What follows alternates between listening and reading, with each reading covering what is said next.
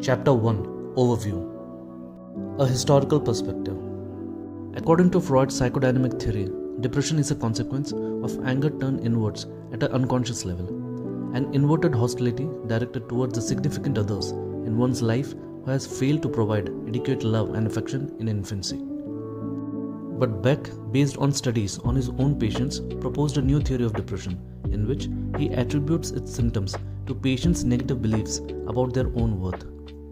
His theory also differed conceptually from the dominant behavioral perspectives at the time, based on the principles of classical and operant conditioning. The first wave of behaviorism regarded the organism as a black box that played no role in shaping its own behavior. In essence, thoughts and feelings were ignored or treated as epiphenomena that had little causal significance. But these principles did not always generalize well to the real-world settings, because unlike laboratory animals, ambulatory adults could control their own access to reinforcers. The incorporation of cognitive elements became so integral to basic behavior theory that it became the second wave of behaviorism. Behavioral psychology has subsequently undergone what some refers to as a third wave, in which a contextual functional approach is combined with elements of Eastern philosophy, such as meditation, and with the encouragement of radical acceptance of situations that are difficult to change. Little attention, if any, is paid to correcting errors in thinking, and patients are encouraged to redirect their attention elsewhere. But cognitive theory suggests that people do not respond so much to the events that they encounter as to the way that they interpret those events. If these interpretations are inaccurate, the response is likely to appear paradoxical to an outside observer. Dysfunctional beliefs and maladaptive information processing are seen as being at the core of affective distress and problems in coping. The focus on depressed person's idiosyncratic meaning system places the organism squarely at the center of the learning experience, a system-organism-response, that is, the SOR paradigm. This is the basic ABC, that is, Antecedent-Belief-Consequence model that lies at the core of cognitive therapy and every other cognitive behavioral approach. For example, people who believe elevators are dangerous perceive a danger that others do not see. That expectation will guide their affect, that is fear, and behavior, that is avoidance, with respect to elevators even when there is little or no objective danger. This slide summarizes the ABC model. But this is not to say that some situations are not worse than others. However, primitive propensities in the form of negative affects such as fear, sadness, or anger sometimes go too far, and we can use reason and judgment to override these when they produce a less than optimal response. In depressed patients, beliefs are disproportionately influenced by negatively biased information processing, which leads to a variety of symptoms. In cognitive therapy, patient and therapist work together to examine the patient's belief system and to help him entertain and test alternative beliefs, a process referred to as collaborative empiricism. When this process is successful, the depression lifts, and lasting changes in the way patients approach their beliefs reduces the risk of subsequent episodes. The cognitive theory of depression. The cognitive model postulates three specific concepts to explain the psychological substrates of depression, and these are the negative cognitive triad, schemas, and cognitive errors. The negative cognitive triad. This provides a framework for considering the idiosyncratic cognitions that result in each patient's mood and behavioral disturbances, and as the name suggests, has three components. The first one is the negative view of self. In this, the patient sees himself as incompetent or unlovable, and he tends to attribute unpleasant experiences to his deficiencies. The cognitive model puts this as a latent but relatively stable predisposing diathesis that, once developed, put the individual at relatively high risk for depression whenever a relevant stressor occurs. The second one is the negative view of the world. In this, the world is seen as an inhospitable or unjust place, making exorbitant demands or presenting overwhelming obstacles to reach life goals. The third is the negative view of the future. In this, the person anticipates that current difficulties and suffering will continue indefinitely. He expects unremitting hardships, frustration, and deprivation. When the patient considers taking on a specific task in the immediate future, he expects to fail. This negative view of the future, with its essential expectation of non-gratification, lies at the core of depression. Structural organization of depressive thinking, schemas. It was Piaget who introduced the concept of schema to psychology, and Bartlett expanded on the notion. although its root in philosophy dates back to Kant 150 years earlier. Also known as schemata, are relatively stable clusters of cognitive content and processes that facilitate predictable interpretations of events in the real world. These patterns lead a person to attend selectively to certain stimuli, to connect current observations with the recollections of the past experiences, and to bias how they interpret given event. A person tends to be consistent in his response to similar type of events.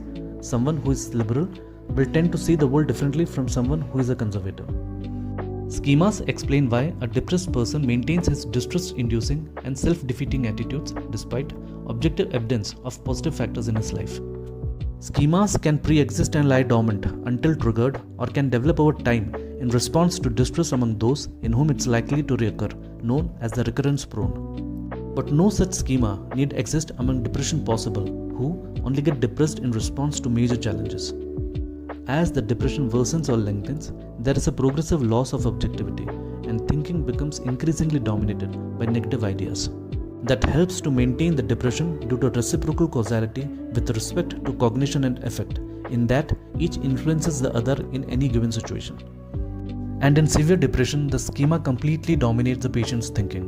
The idiosyncratic cognitive organization becomes autonomous, in that it becomes so prepotent that it overrides any external input from the environment.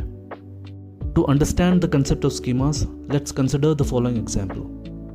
Even after a person has a child and learns to think like a parent, he does not go around thinking like a parent all the time, but his parenting schema can be activated whenever the relevant situation arises. This orderly matching of functional schema to a particular stimulus becomes upset in depression by the intrusion of the overly active idiosyncratic and dysfunctional schemas, so that a wider range of stimuli can evoke them. And the patient loses much of his voluntary control over his thought processes. Faulty information processing, that is, cognitive errors. Systematic distortions or thinking traps are the functional components of schematic thinking. Let's discuss some of these with examples. The first one is the selective abstraction or mental filter. This includes focusing on a detail or fragment of an experience out of context, ignoring other more salient features, and conceptualizing the entire experience based on this fragment. For example, when my boss turned down my request for a raise, it meant he thought I was worthless, even though no one else got a raise. The next one is arbitrary inference, that is, jumping to conclusions. It is drawing a conclusion in the absence of evidence or in the face of evidence to the contrary. It includes both mind reading, in which one assumes he knows what someone else is thinking, and fortune telling, in which one thinks he can predict the future. For example, everybody on the train thought I was an idiot when I tripped. Next is overgeneralization. It is drawing a general rule or conclusion based on one or few isolated incidents and applying the concept broadly. For example, things never turn out the way I want. Next is the stable trait ascription, that is labeling or mislabeling. It is an overgeneralization in which a stable trait is ascribed based on a limited sample of behavior. For example, I didn't get the job, therefore I am a loser. Next are magnification, also known as catastrophizing, and minimization. These are errors in evaluating the magnitude or meaning of events that distort their importance. For example, with that bad a quiz grade, I am certain to fail the class. Or, so what if I did well on the quiz? There is still the finals.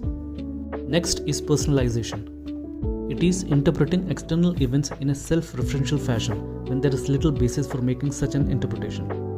For example, people weren't having fun because I was there. The next is absolutistic or dichotomous thinking, also known as all or none thinking. It is organizing experiences into one of two opposite categories rather than organizing them along a continuum. For example, flawless versus defective, saint versus sinner, etc. Patients often select extreme negative categorizations to describe themselves. Next one is disqualifying the positives. It is discounting positive experiences that are inconsistent with existing negative beliefs. For example, if I could do it, then it must not be very difficult to do. Next is emotional reasoning. It is using the experience of a strong negative feeling as a clear evidence for the veracity of the associated belief. For example, I feel so embarrassed, that must mean I am an idiot. The next one is moral imperatives, also known as the shoulds. It is the imposing of moralistic judgments to control one's own or others' behaviors. Should statements often result in feelings of guilt or anger when the individual does not live up to the moral absolute. For example, I should have been kinder, I feel so guilty. Or, he should not have stood me up, I feel so angry. Cognitive therapy components and processes. Therapeutic techniques are designed to identify and change automatic negative thoughts, core beliefs, and dysfunctional attitudes arising from the above explained cognitive model of depression, via the process of reality testing in which facts are gathered and logic applied in a systematic fashion. Thus, the patient learns to think more realistically about his problem and behaves in a more adaptive fashion to reduce his symptoms. Is it behavioral? Patients generally require more active techniques at the beginning of the treatment, when the motivation is sapped and the inaccurate beliefs seem most compelling. These strategies are integral to the process of reality testing by helping the patient to gather information to establish links between thoughts, feelings, and behaviors. And these include activity scheduling, setting opportunities for mastery and pleasure, and creating graded task assignments. Is it cognitive? Cognitive strategies are used throughout the course, but are discussed in detail only after the behavioral strategies have been understood. Patients are taught to recognize their automatic negative thoughts, underlying beliefs, and their impact on feelings and behaviors, and asking them to jot these down on the thought record. They are encouraged to vary their behaviors to test the accuracy of their beliefs, including core beliefs as well as the beliefs that underline the compensatory strategies. The patient takes over. The goal of the interventions used in cognitive therapy is to make the therapist obsolete by facilitating the development of the skills and sense of efficacy in patients that enable them to do for themselves anything that initially was done by or with the therapist. Personalized and adaptable. Cognitive therapy works best when it is delivered in a flexible, principle-driven fashion, not as a prescriptive session-by-session set of tasks or goals that must be implemented in a rigid cookie-cutter fashion. The precise content and how rapidly the therapy will unfold is ultimately dictated by the patient's current condition, attitude, and aptitude. Focus on core beliefs. Schema-focused approaches are emphasized to identify and address core beliefs. A strategy known as the three-legged stool is adopted that attends not only to the current life concerns, that is the present, but also to the childhood antecedents that led to the development of the present maladaptive beliefs, that is the past. And finally, the patient's reaction to the therapist, that is the therapeutic relationship. Distinctive features of cognitive therapy. Cognitive therapy differs from other psychotherapies in several important respects relative to the structure of its sessions and the kind of problems on which it focuses. The first is therapist activity. The therapist is continuously active during sessions, reflecting, participating, and collaborating. This is very important, especially early on, as patients' ability to collaborate may be seriously impeded by symptoms early in the treatment. The therapist is also responsible to keep the session structured and focused. The second is collaborative empiricism, which we touched earlier. During the therapy, all beliefs, including the therapists, are open to empirical scrutiny, rather than they relying on the authority as therapists or their power of persuasion. It is a teamwork to uncover problematic cognition and subject them to logical scrutiny and empirical disconfirmation. The next one is its focus on the here and now. In contrast to more traditional types of psychotherapy, the focus of cognitive therapy typically is on problems in the here and now, especially in the early stages of the treatment. Early history and childhood recollections are discussed later in the therapy. It focuses on inaccurate beliefs, not unconscious motivations. CBT, unlike traditional psychodynamic therapies, never assume that unconscious motives are responsible for the patient's problems. The focus is on accessible beliefs rather than unconscious motivations. Next is beliefs added to behaviors. The overall strategy of cognitive therapy may be differentiated from more purely behavioral interventions by its emphasis on teaching the patients to conduct empirical investigations of their own automatic thoughts and underlying beliefs. The idea is to examine beliefs, not debate them. Unlike some earlier cognitive approaches such as rational emotive therapy, CBT does not debate with, which can be experienced as a personal attack or attempt to persuade the patient.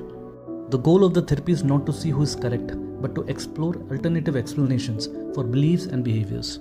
Next is the belief in an objective reality.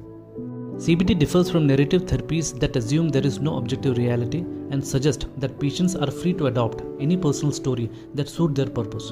In that, it operates on the assumption that there is an objective reality that exists outside of subjective experience, and the goal is to bring the beliefs in line with those realities. It prefers realism over optimism. CBT adheres to the principle that people are best served when they are realistic in their judgment and accurate in their interpretations of external realities. The goal is to become less pessimistic rather than promoting undue optimism, which might not be the true representation of reality and end up in disappointment and relapse. It considers every problem a fair game. As the saying goes, love and work are the cornerstones of our humanness. CBT, which contrary to what sometimes is inferred as narrow in processes and issues it addresses, is actually able to deal with any problematic emotion or behavior in both interpersonal and achievement domains. Misconception about depression and the cognitive model. Depressive realism. There is a popular belief, articulated first by Freud, that people who are depressed are more accurate in their judgments than their undepressed counterparts. This notion of depressed being sadder but wiser gained scientific legitimacy by a series of studies conducted by Alloy and Abramson. But later it was found that these studies had major problems with sampling and methodology, and the notion was finally debunked in later studies. Negative thinking is just a symptom of depression.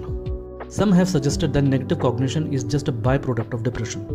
But studies have suggested that not only does negative thinking lead to negative effect, but also that a propensity towards negative thinking predisposes one to becoming depressed when exposed to negative life events. That being said, the relationship between cognition and affect is best understood as reciprocal. Affect precedes cognition. Zayonk claimed that preferences need no inferences, which implies that affect not only precedes cognition temporarily, but also that cognition plays no causal role at all. But now it has become clear that there are two routes to the amygdala, a key neuronal structure in the detection of risk and the generation of subsequent affect. The first route acts as a rapid alarm and does not require higher cortical processing, whereas the second route, through the cortex, recruits controlled cognitive processes. Depression is genetic, so what do you think does not matter? Depression most likely has genetic determinants, but this in no way rules out a causal role of cognition in depression. Studies suggest that natural selection has led to the evolution of higher cortical centers that can override the more primitive brainstem and limbic centers that generate stress responses. Summary and conclusions. Unlike the dominant psychodynamic models that view depression as a consequence of anger turned inwards, cognitive model states that depression is largely a consequence of inaccurate beliefs and maladaptive information processing in response to various life events. The therapist uses a combination of behavioral experiments and rational inquiry into the underlying depressogenic schemas to correct those inaccurate beliefs and thereby reduce distress.